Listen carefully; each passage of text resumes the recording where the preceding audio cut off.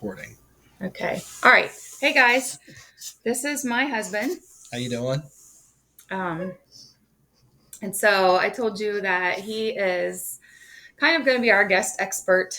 And the reason I'm calling him an expert is because he is a FFL. So what does that mean?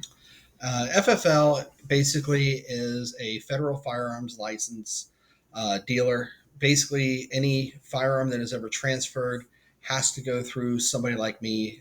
We do all the paperwork that does the transfer from the manufacturer to the end user. Depending on the user themselves, they will fill out paperwork and have to go through a background check. People who have a concealed carry can forego the online background check as their concealed carry serves as a background. Okay. So how much experience do you think, like in years, that you have with firearms and ammo and all that? Probably been around guns and ammo for about 25 years. Yeah. Have you had any specialized training?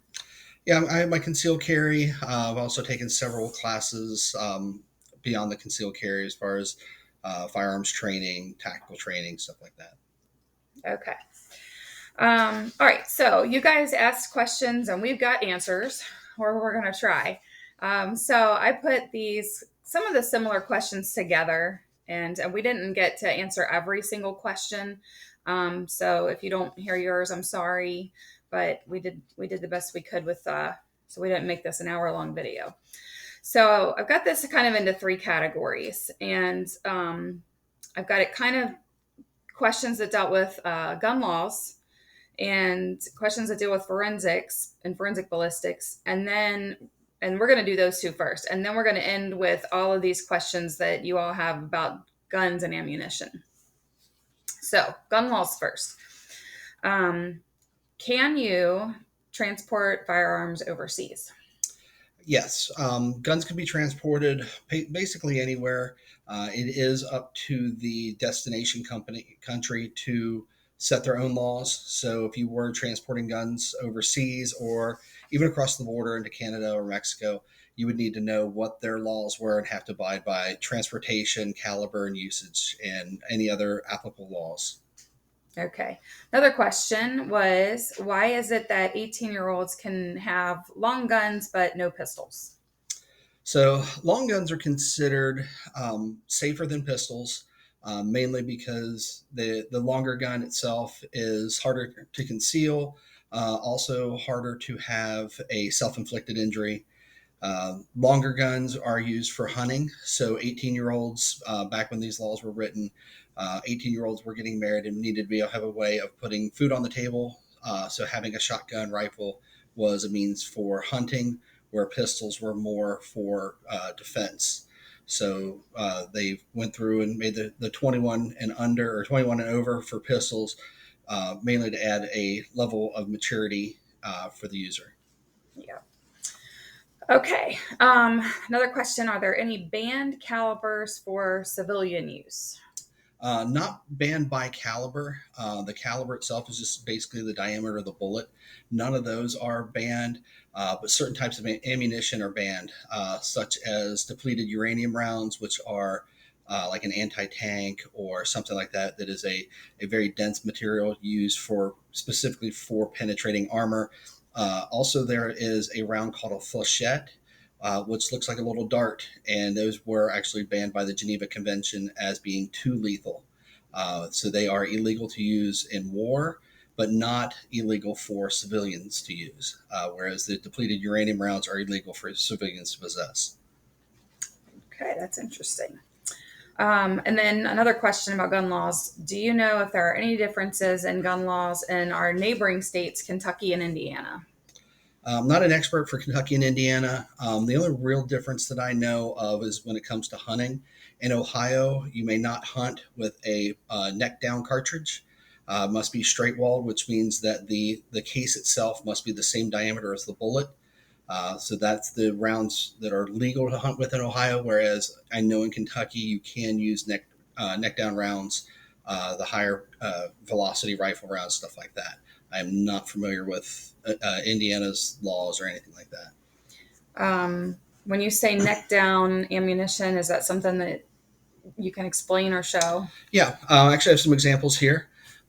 So this bullet right here, this is a 308, and what you can see is the case is actually a little wider than the bullet itself. Right here is called the neck.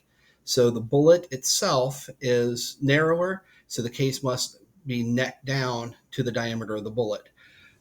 Whereas we'll say this is a 9 millimeter round, you can see that the bullet itself is the same diameter as the case. There are rifle rounds that are built similar like this. I just don't have one as an example. But this does not neck down. You can see that it is a same diameter all the way through. Okay. Now we're going to switch topics to a couple forensic ballistic questions. And the first one is going to be this. Are there any types of ammo that are difficult to detect forensically? Forensically, the hardest one would be anything with a smooth barrel, such as shotgun, pellets, stuff like that. That is because the gun itself does not imprint on the pellets or the bullet coming out of the barrel. Whereas like a rifle round or a pistol round has the lands and grooves, which will put a fingerprint basically on the bullet, and that can then be forensically traced back to the gun itself. Okay. What kind of forensic ballistics could be done at the crime scene? What could you get? So at the crime scene, you're going to first off be able to tell what the caliber of the bullet was, depending on if you find the bullet itself or holes in walls, any entry. You could tell the diameter, caliber, stuff like that. There are very few crossovers between rifle and pistol diameters that are common. You would also be able to tell range, trajectory. You could also, with range, you could tell how far away. For example, if it was if the shot was fired close to the victim or close to the target, you would get powder burns or powder tracing on the target. If it's farther away, you're not going to get those type of things. And again, you'll see a lot of crime movies where they'll actually put sticks in the wall. It will actually show and pinpoint back to the firing angle. Awesome. And we're going to do that in our lab. Okay. Last question. Do different companies have to have different rifling? They don't have to have different rifling. The rifling is there to stabilize the bullet. So as a bullet is exiting the barrel, it's being spun kind of like a football, and that centripetal force helps stabilize the bullet and makes it more accurate over its trajectory. There are commonalities as far as twist rate, which would be measured at how many twists over or how many inches it has to travel to twist one time around. The rifling itself, companies can modify lands and grooves, depths, widths, stuff like that to try and make a better product. But there's no specific standards or blueprint that says this company has to use this type of rifling. Yeah. Um, and of course, I talked about in class that, there's some differences maybe with the twist or maybe um, the width of the lands and the grooves. I think you were saying like some of the manufacturers try to make a better product. Right. So there could be some slight differences or variations, but it doesn't have to be that way. Okay. Now we're going to go into some of the just general questions about types of guns and types of ammunition. There were a lot of different questions about that. So the first one is going to be, are there certain types of bullets made specifically for only one type of gun? Typically not. When companies are producing a new round or a new bullet or a new bullet caliber, their goal is to make it as mainstream as possible. The more guns and more manufacturers accept that caliber, the more profitable they're going to be. The only way that you're going to have a specific caliber to a specific gun, maybe specialized military weapons, but as far as civilian use, it's all standardized by an organization called SAMI, and the goal is the companies who develop the round is not necessarily the gun manufacturers. Sometimes they work in conjunction, sometimes they don't. But their goal is to get it accepted by SAMI, which is a standardization company, and that way other manufacturers can adopt it and start making firearms to fit that specific caliber. Okay. This was a good question. How does striking the firing pin actually ignite? So the firing pin will hit the primer. The primer has a cup, and basically, just like it sounds, it's a cup that holds a primer material, kind of like a bang snap. The little white things you throw on the ground, and they give a little pop. Um, those have a compound in them that when they are hit physically, they will ignite. Same thing with a primer. The cup is filled with a primer material, and then on the backside or on the inside of the primer itself is what's called an anvil, just a little piece of metal. So when the firing pin strikes the primer, it compresses the edge of the cup against the anvil, which ignites the primer material, which then starts the chain reaction of burning the powder. Great.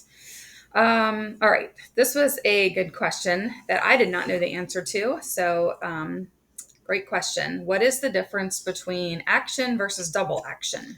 Single action versus double action. Um, Basically, if you've ever seen a movie where the good guy or bad guy runs out of bullets and he pulls the trigger and you hear click, click, click, click, click, that is a double action. Um, that is actually less common than the single action, and it's easier for me to actually show you the difference versus explain it. So I do have two firearms here. They have both been cleared. So anytime you ever touch a firearm, you always make sure that the gun is empty. So this one is cleared, and this one here also is cleared. So this gun here is a double action.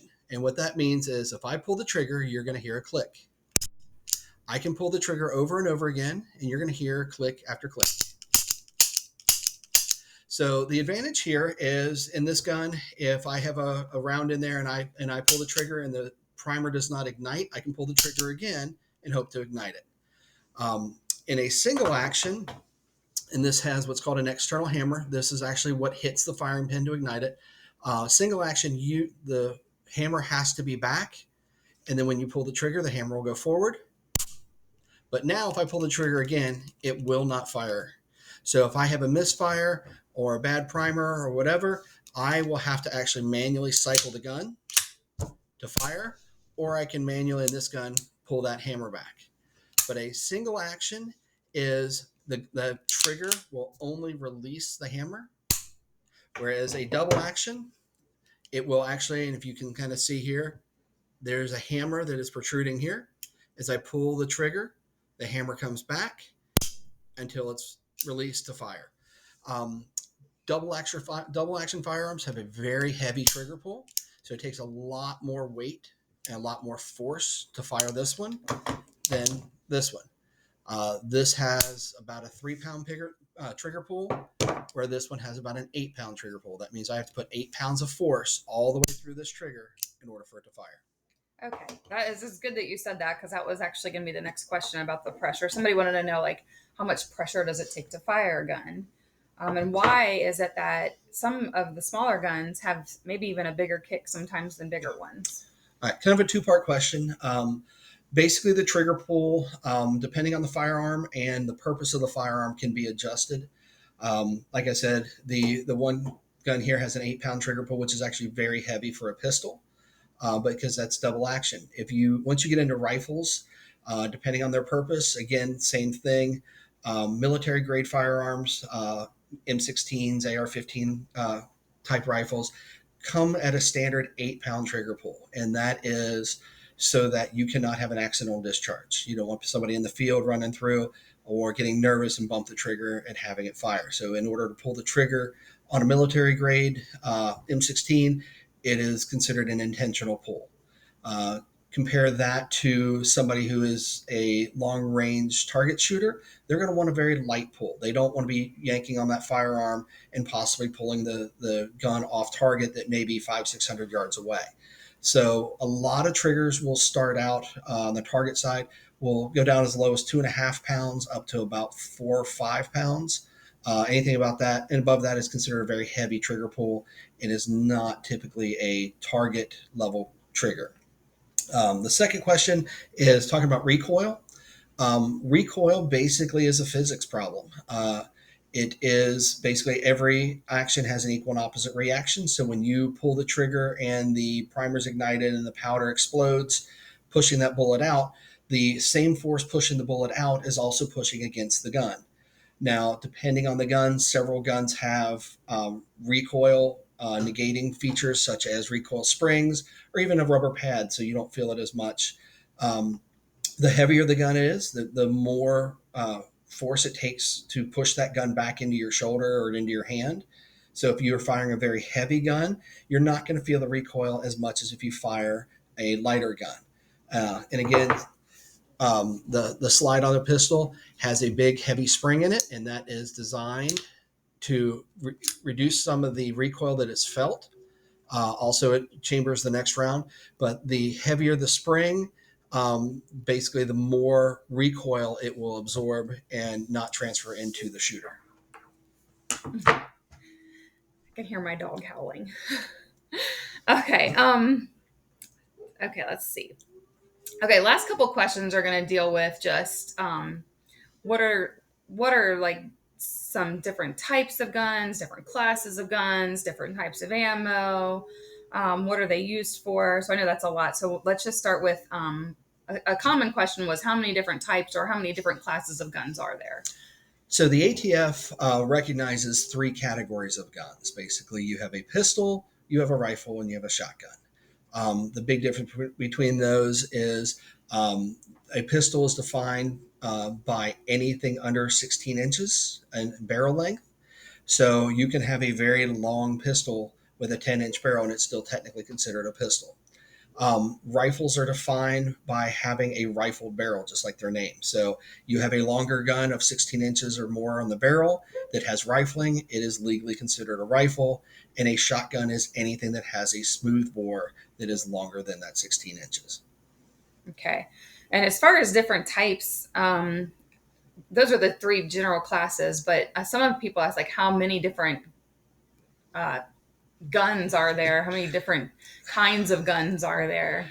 There's, I don't even know if it's known. Basically, there's companies always coming out with new models of guns. It's kind of like a car. How many different models of car is there?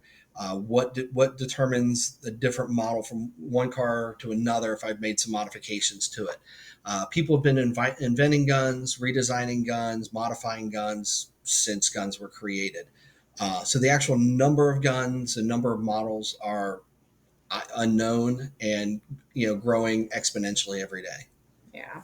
And like one of the questions is even about like if you make modifications, does that become a different type of gun? But you and I were talking. You were saying it's like if you made a modification to your truck, it would still be a truck, right? Right. Yeah. So you can modify a gun. There are legal limits to how you can modify a gun. For example, I talked about the length of the barrel, so you cannot legally modify the barrel on a rifle and cut it down. It would then be considered a short barreled rifle and would require specific documentation through the ATF.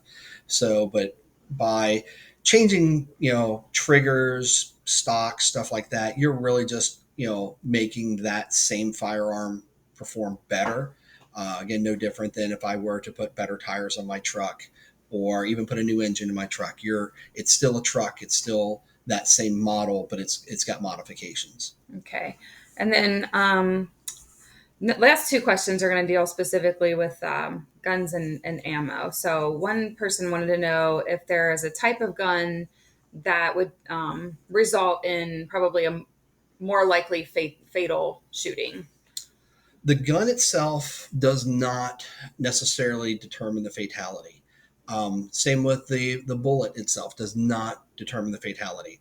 Modern medicine is doing done very well lately dealing with gunshot wounds, and I forget the specific statistic, but something like 80% of gunshot victims who arrive at the hospital survive.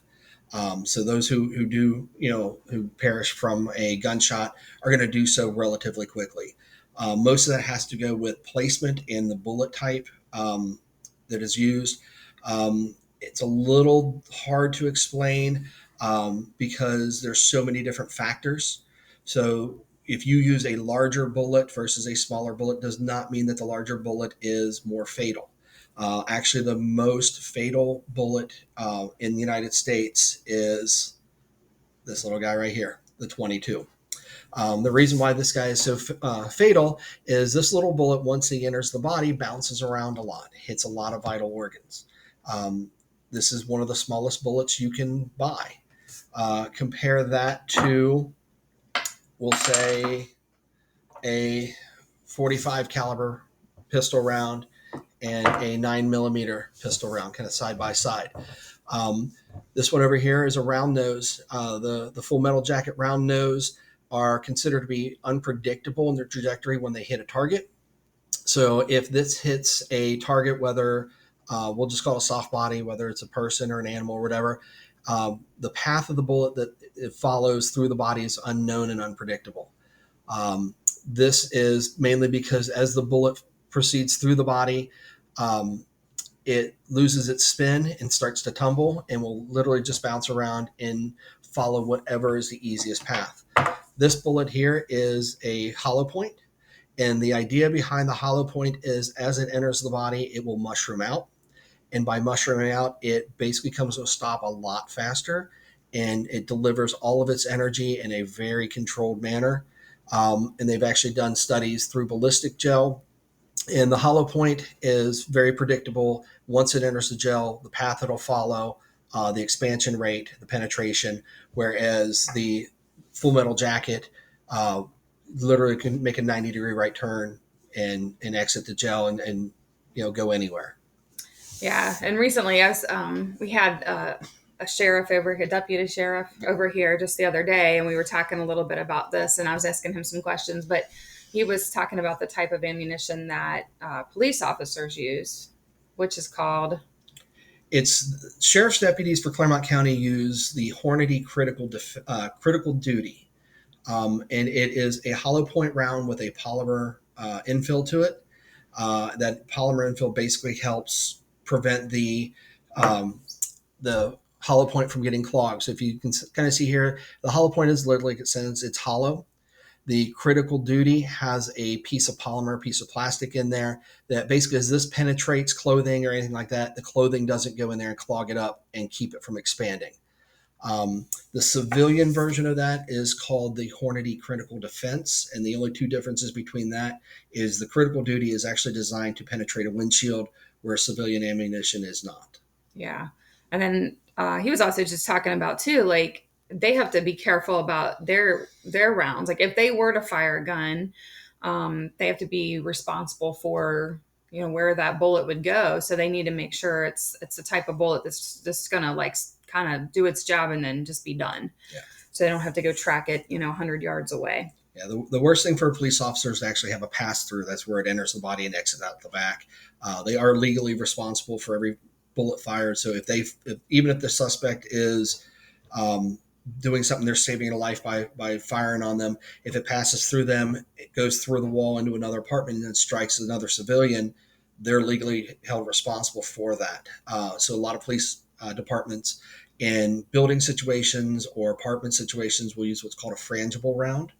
It's not a very popular round, especially for civilians. Basically, instead of having a big metal jacket on it, it is a compressed powder, and it's designed that if it hits a wall or a body, that it will fragment or basically disintegrate. It still uses the same amount of energy into the body, but it does not have an intact hard projectile that can exit the body.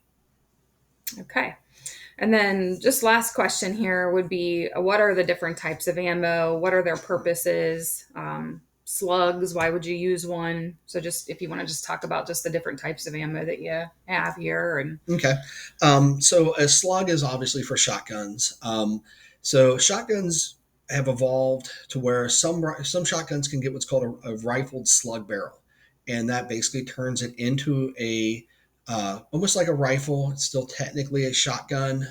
It's kind of the gray area, but a rifled slug barrel has the rifling built into it, and again, that's designed to spin the bullet. If you're hunting and you want to use a slug, you would want to use a slug because it's more accurate, more precise. Wherever you're aiming, that's where that slug is going to go. If you were to compare that to, say, buckshot, birdshot, whatever, where you're going to get a spread, double out buckshot, you're going to have 8 pellets that are going to spread out over several inches. So you may miss a vital organ. So if you're hunting, obviously there's certain areas on a deer or an animal that you're going to want to hit to have a humane kill. With a slug, you can more accurately predict where that impact is going to happen versus like a pellet shot where you're going to get multiple impacts that may not hit something vital. Talking about other types of bullets. So I've got several different types here. This is not a real one, but it's a mock-up of what's known as a 50 cal. A lot of you guys have, may have heard of it.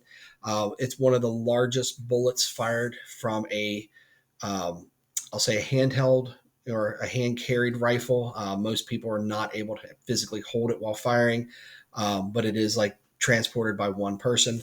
The next round down, significant difference. This is a 30-06. 30-06 gets its name. It's a 30 caliber bullet, and it was created or designed in 1906, so hence the .6. Oh, I didn't know that. And then down to the 308. The 308 is a NATO round, meaning that it's used worldwide. These actually use the exact same bullet. A little hard to tell on here, but what you can see is that the 30-06 is a little bit taller. So the 30-06 is taller, the 308 is a little wider. They use about the same amount of powder, but you're going to get a longer burn time on the 30-06 versus the 308. So that's going to impact your velocities. And then moving down, get this one back.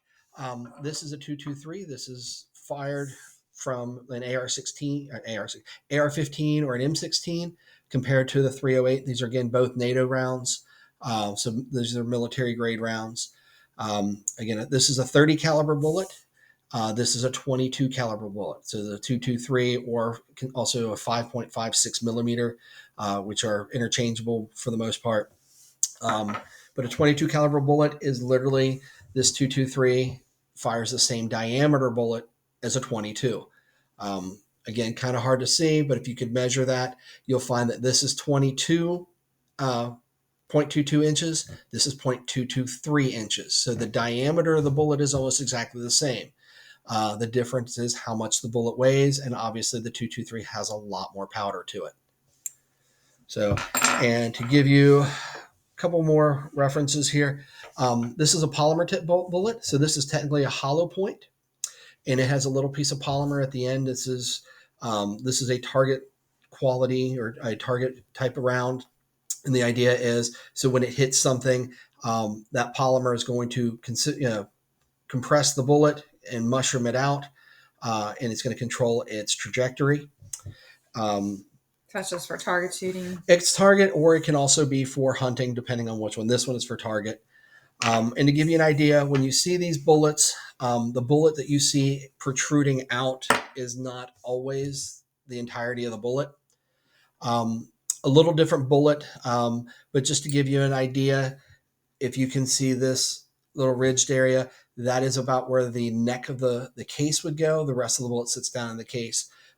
This is a 338 bullet, but you would see only this much hanging out of the case, and you would have the remainder of that hanging out. So when you see a bullet in a case, the bullet itself can be much larger than what you can see, or what you could even maybe assume how long that bullet is. Oh, okay. So that's just like the bullet head with no case. This is the bullet itself. Yeah, there's no case. This is the projectile. Okay. So when you pull a trigger, this is what exits the gun. Okay. All right. Well, that's all we have time for. Hopefully that answers some of your questions. Thank you, Mr. Talk Talk. All right, and that's it.